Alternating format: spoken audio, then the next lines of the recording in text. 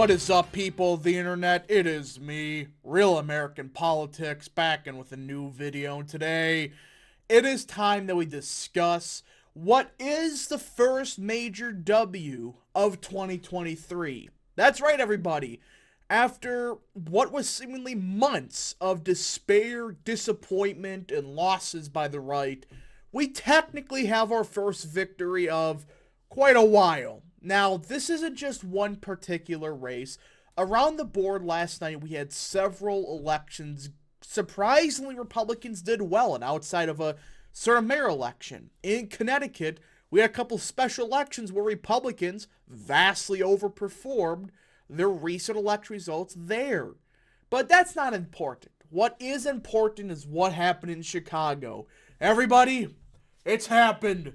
She's gone. Beetlejuice is forever banished. Chicago, you have just posted your first W in so long. Now, before we continue with today's video, I hope you enjoy these type of videos. If you do, smash the like button down below, subscribe, share with your friends, hit that little bell, follow the Twitter account in the description down below, and join the channel today.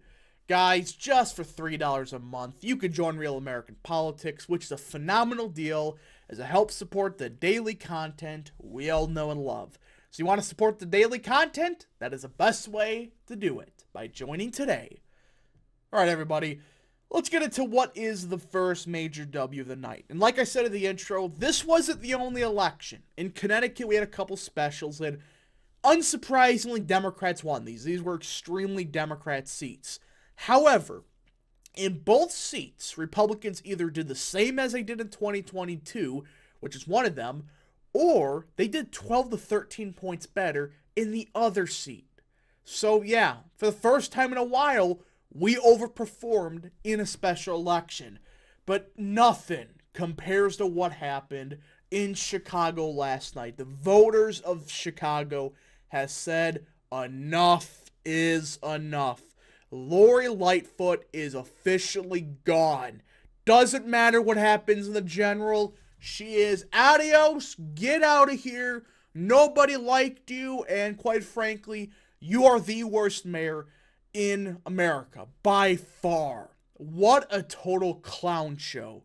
And I am so glad this loser got thrown out by the voters of Chicago. I mean, when was the last time an incumbent for nearly any race only got 17%?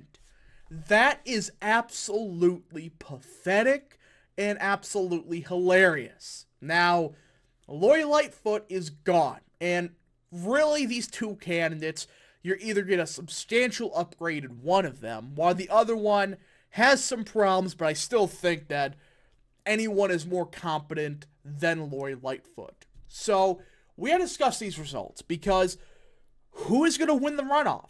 And honestly, I think Paul Vallas is the front runner to win the runoff.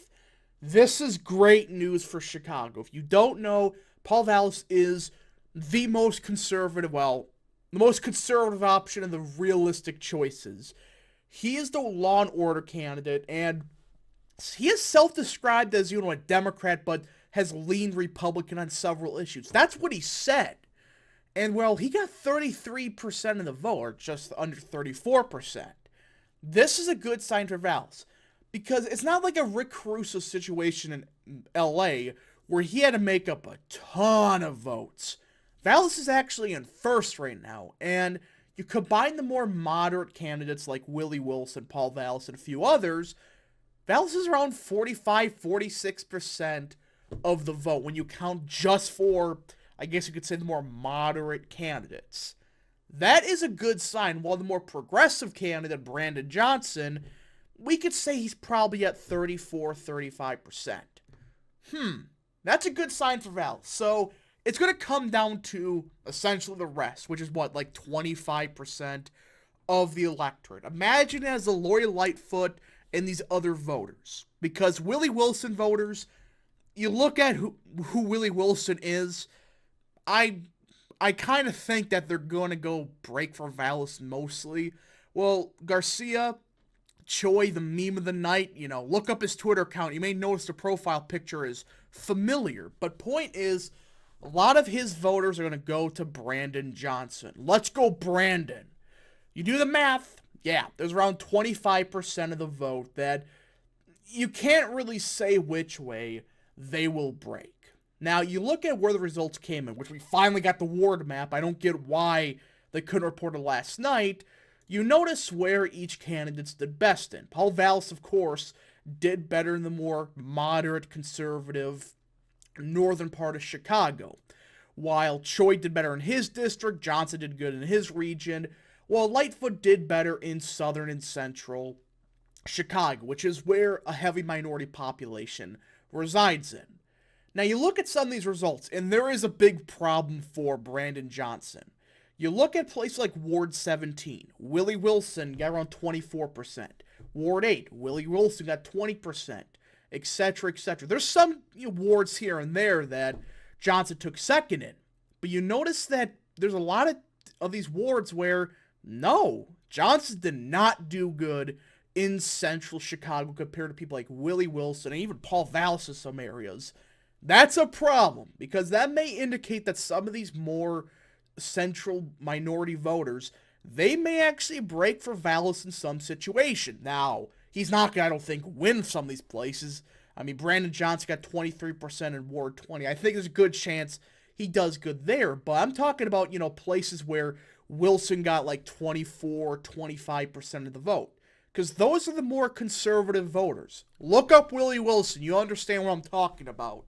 But it's really all going to come down to central Chicago. Dear Lord. But that's where it's going to come down to. As we kind of understand that Vallis is doing best with the more moderate voter or conservative. While Brandon Johnson, his entire campaign is he's a progressive. That's that.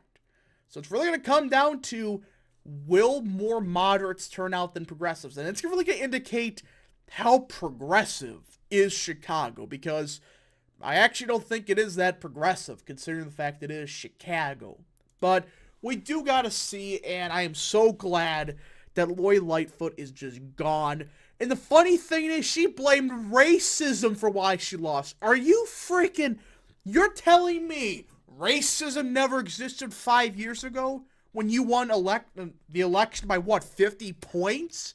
Shut up. Go to retirement. You destroyed what was left of what was a beautiful city.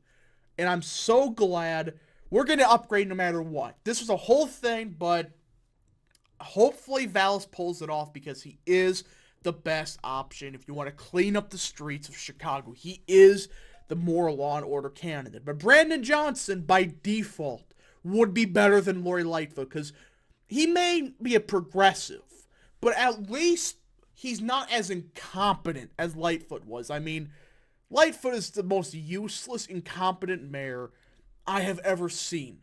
Even more incompetent than de Blasio, which you may have some opinions about, but that's how I kind of see it. But yeah, Chicago somehow posted the first W of the year for us.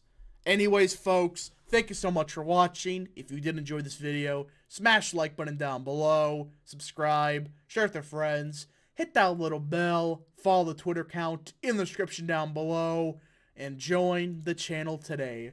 Thank you so much for watching. We'll see you guys in the next video or live stream. Godspeed to all of you.